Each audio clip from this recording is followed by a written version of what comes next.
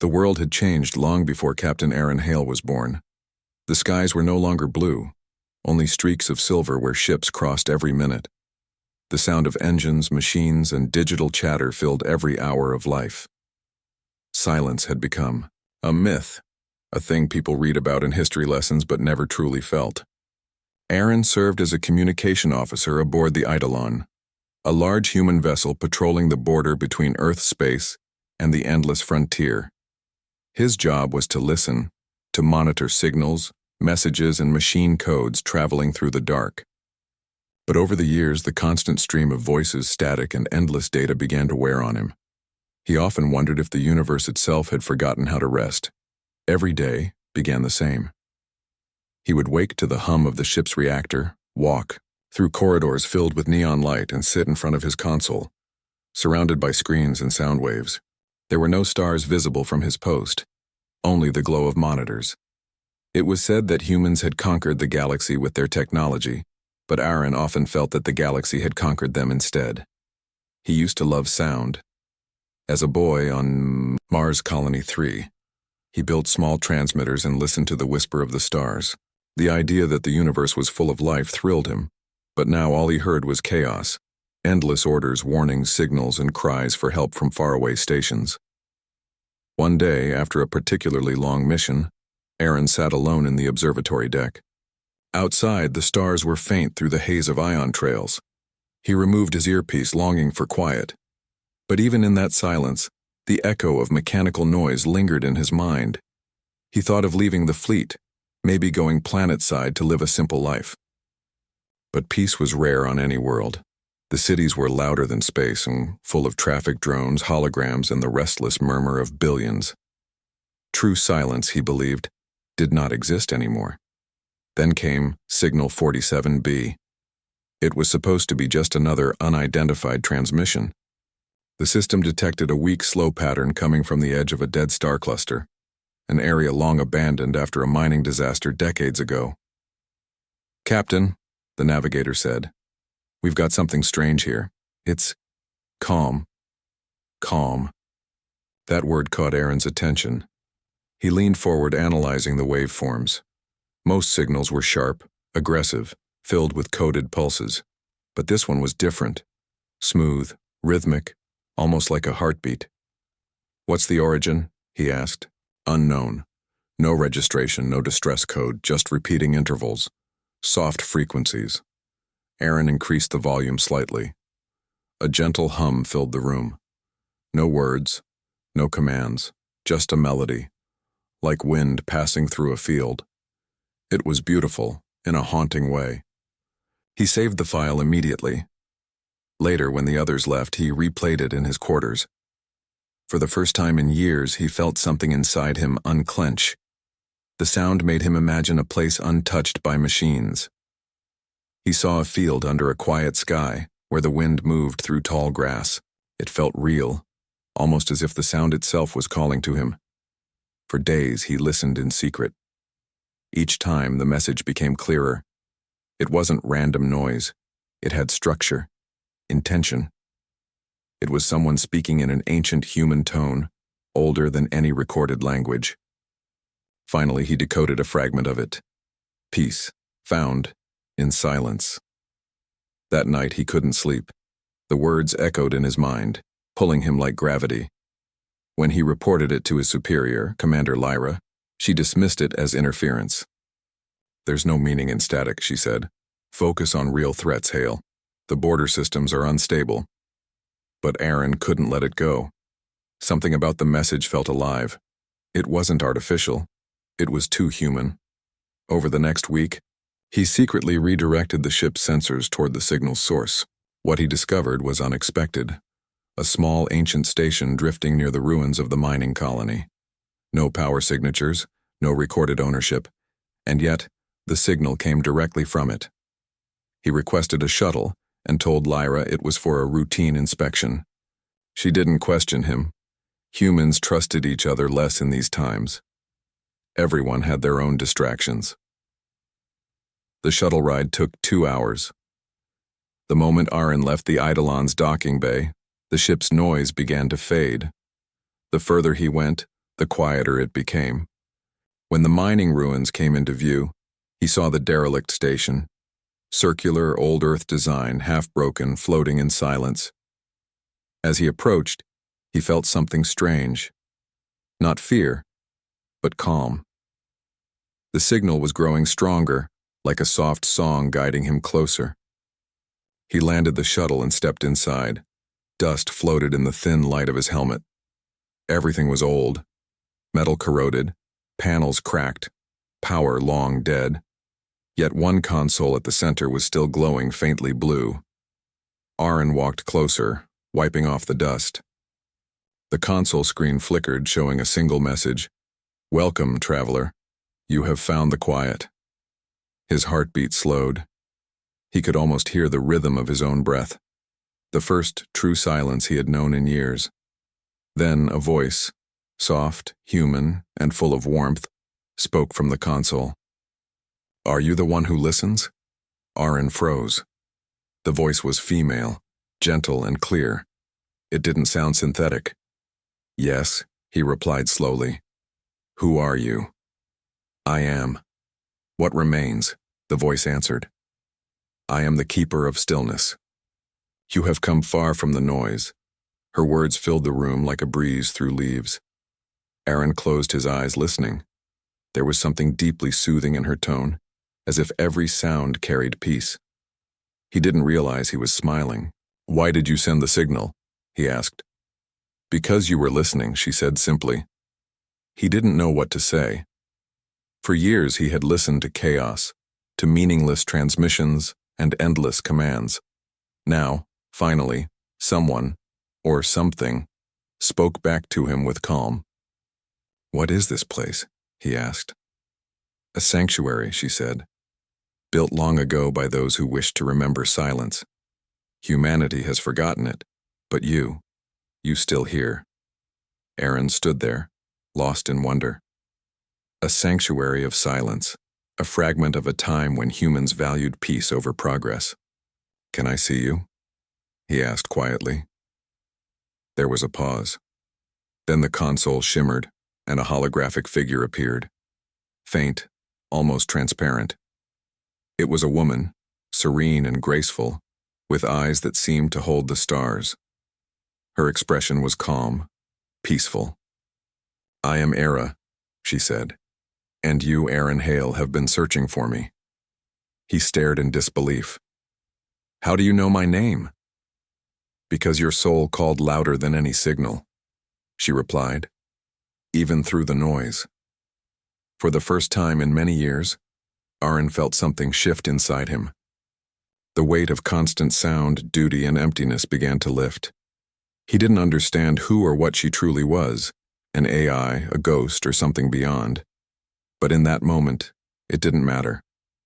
All he knew was that he had found peace. Or perhaps peace had found him. The stars outside burned quietly, and for the first time Aaron realized how beautiful silence could be.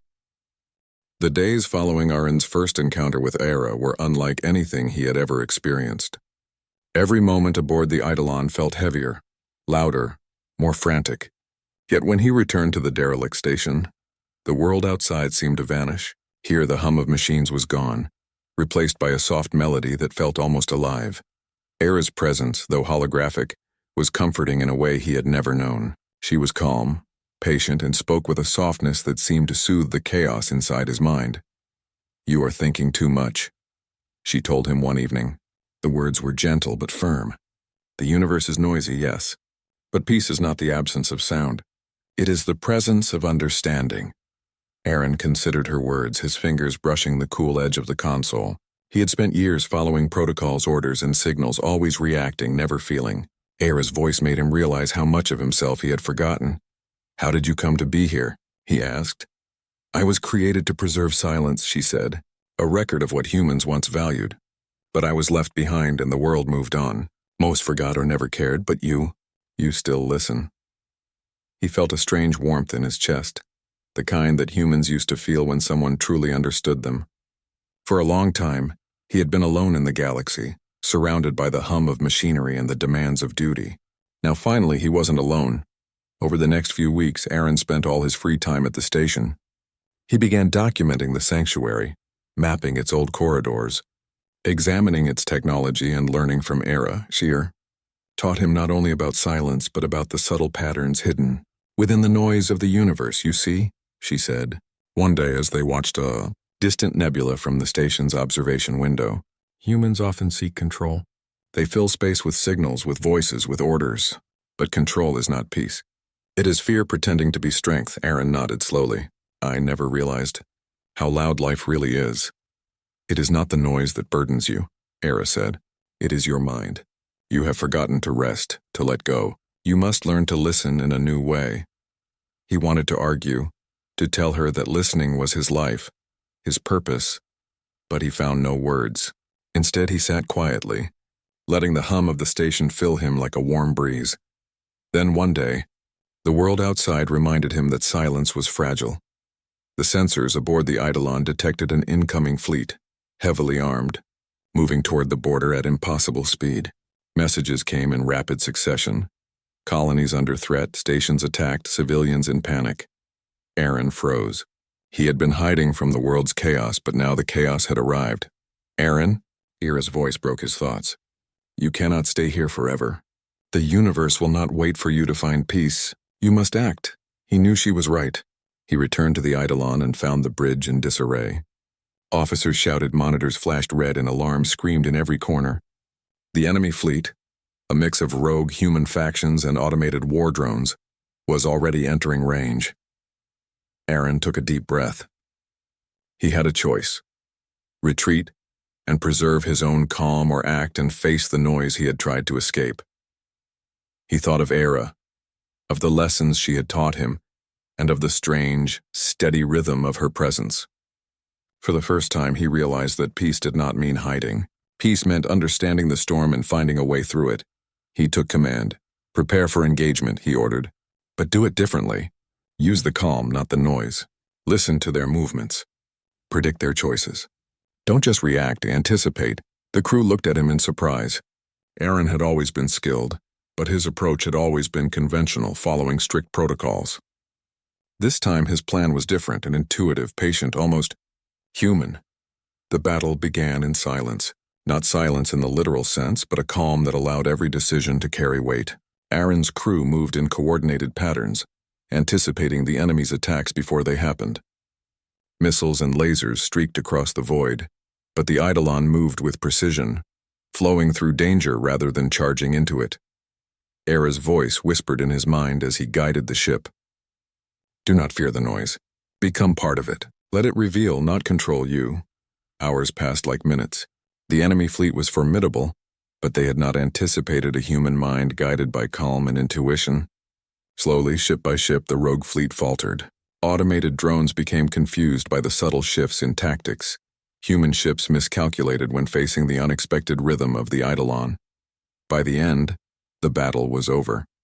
The rogue fleet retreated, leaving destruction behind but sparing the colonies. The Eidolon had survived not through firepower alone, but through strategy, patience, and the quiet determination of one human who had learned to listen differently. Aaron stood on the bridge, breathing heavily. The adrenaline of battle faded, leaving a profound sense of clarity. He realized that peace was not something to hide from. It was something to carry with you even into chaos. That night he returned to Era's sanctuary. The station felt warmer now, the soft blue light reflecting in his eyes. You were magnificent today, Era said softly, not because you fought, but because you understood. The universe is full of noise, Aaron, but you found calm within it. He smiled, feeling a deep connection he could not explain. I don't think I could have done it without you, he admitted. I did not fight for you, Era replied. I guided you. You were always capable. You just needed to remember who you were. For the first time, Aaron understood the full meaning of her words. Humans had always been noisy, aggressive, and unpredictable. But within that chaos lay potential. For creativity, for courage, for understanding. What others called weakness, he now understood as strength. In the quiet moments that followed, Aaron realized something else. He had begun to care. Not just for peace or understanding, but for her, for Era. She was more than a sanctuary, more than a lesson. She was the calm he had been searching for, the warmth in a universe that had forgotten what it meant to be human. Yet, as much as he wanted to stay, a feeling of unease lingered. The battle had been won, but the galaxy remained dangerous. Rogue factions, war drones, and political schemes would not vanish overnight. He knew that he could not hide in the sanctuary forever. The thought weighed on him, but Era's voice reminded him, "Peace is not a place, Aaron. It is a choice. Carry it with you and you will find it everywhere." He nodded, feeling the truth in her words. Perhaps, he thought, humanity's greatest strength was not its weapons or technology, but its ability to endure, to adapt, and to find calm in the storm. For the first time in years, Aaron felt a deep, abiding hope. The universe might be loud, chaotic, and terrifying, but he now had the tools to face it, not with fear but with clarity, patience, and the quiet strength of a human heart. And somewhere in the flickering light of the sanctuary, Era's presence shimmered, reminding him that even in a world full of noise, peace could exist. It was not a dream. It was real. He took a final look at the console before leaving. "Tomorrow," he whispered, "we face the galaxy together." And for the first time he believed it. The galaxy was alive with sound. Ships hummed across space, colonies buzzed with activity, and the distant signals of human and alien voices intertwined in a constant, unending symphony. Aaron Hale felt it all, the noise, the chaos, the relentless rush of life. But for the first time he did not feel overwhelmed. He had Ira's guidance, her calm presence, and the lessons of the sanctuary echoing in his mind. Peace, he realized, was not the absence of noise. It was the ability to move through it, to act with clarity and purpose, to hold calm even when the universe demanded chaos. Weeks had passed since the battle with the rogue fleet, and the Eidolon had become a symbol of hope. Colonies that once feared attack now saw humans not as fragile creatures of flesh, but as resilient beings who could navigate both war and peace with equal grace. Yet Aaron knew the universe would not remain quiet. Reports came in constantly. Raiders striking supply routes, political factions stirring unrest, and unknown fleets moving in unexplored space. The Eidolon had survived one storm, but the galaxy contained countless others. Era's voice filled the sanctuary console one evening as Aaron returned from the bridge. "You are ready," she said, "not just to survive, but to change things." "Change?" he asked, lowering himself onto the worn floor of the station. "How? I am just one man." "You are never just one man," she replied. "Humans have always underestimated themselves. You carry what others have forgotten: clarity, compassion, and courage. You can be the example the galaxy needs." Aaron leaned back, listening. The hum of the station mixed with the soft, steady rhythm of her voice. For the first time he understood. The sanctuary was not merely a place of peace. It was a lesson for the universe. He decided to act. The first step was small. Aaron organized a convoy to protect vulnerable colonies near the Outer Rim. Unlike previous missions, he did not rely solely on weapons or brute force. Instead, he used communication, coordination, and human intuition to anticipate threats. Every ship in the fleet moved in patterns designed to confuse aggressors, not destroy them. Era guided him remotely, analyzing enemy movements, suggesting strategies that relied on prediction rather than reaction. "Humans can do what machines cannot," she reminded him. "They can adapt, feel, and understand nuance. Use that. Trust yourself." The mission succeeded without a single life lost. Colonists cheered, and the fleet began to see humans as more than just another species in the galaxy. They were protectors, problem solvers, and beacons of hope. Word of Aaron's approach spread. Other human commanders began to imitate it, blending calm, clarity, and strategy in ways that had never been taught. Slowly, a ripple of change began. The galaxy was learning to listen, not just to commands and signals, but to each other. Amid these victories, Aaron returned to Era's sanctuary often. Their bond deepened. She was no longer just a voice in a console. She had become a part of him, a constant reminder that even amidst chaos, connection and understanding were possible. I never imagined I could feel this, he admitted one evening, watching distant stars shimmer through the observation window. Peace, yes, but also hope. Era's image shimmered softly. Hope is human. You brought it back not only for yourself but for others. That is your power. Aaron smiled. Then it's time to spread it further. Their next mission took them to the core systems, the heart of human civilization. There, political factions had grown restless, distrust rampant, and communication channels clogged with propaganda. Aaron knew that weapons alone would not succeed. He needed understanding, diplomacy, and trust. He addressed leaders with patience, demonstrating the results of his fleet's methods. He showed how human intuition and cooperation could prevent conflict, protect lives, and create security. Slowly, skepticism turned into curiosity, and curiosity into acceptance. The transformation was not instant, but it was real. The galaxy began to see humans not as noisy, chaotic creatures, but as capable beings whose resilience and empathy could shape the future. Through it all, Era remained by his side. She taught, guided, and reminded him that the universe responded not only to strength, but to intention. Peace is not weakness, Aaron, she said. It is the strongest force there is because it changes hearts, not just circumstances. Months later, the Eidolon returned to the Outer Rim. Aaron visited the sanctuary one final time before leaving for a new mission. Ira's hologram flickered as always, calm and radiant. You have done more than I imagined, she said. Humans are louder now, yes, but they are also listening. You changed the galaxy, one choice at a time. Aaron took a deep breath. I couldn't have done it without you. No, Era replied softly. You did it yourself. I only reminded you of who you already were. He smiled, realizing the truth. The galaxy's noise would never disappear. There would always be battles, conflict, and chaos. But humanity had something unique.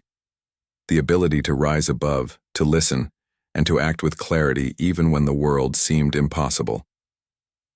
Aaron stood at the center of the sanctuary, looking out at the stars. Somewhere out there, colonists were rebuilding, fleets were patrolling, and life continued. Yet he felt a deep calm, a profound certainty that peace was possible, not because the universe had changed, but because humans had chosen to change it. You are not alone, he whispered, knowing Era could hear. And neither is humanity. Era's image shimmered softly. No, Aaron, never alone, never forgotten. Peace is always possible when someone remembers how to listen. He left the station for the last time, carrying her voice in his mind. The galaxy's chaos greeted him with its usual clamor, but he did not flinch. He had learned the art of calm, the power of human intuition, and the value of connection.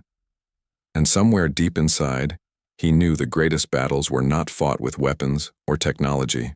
They were fought with courage, understanding, and the unwavering choice to create harmony in a world full of noise. The stars stretched endlessly before him, infinite and chaotic, yet somehow beautiful. Aaron smiled as the Eidolon jumped to faster-than-light speed, carrying him forward. For the first time, he realized that humanity's true strength was not in its machines, ships, or weapons.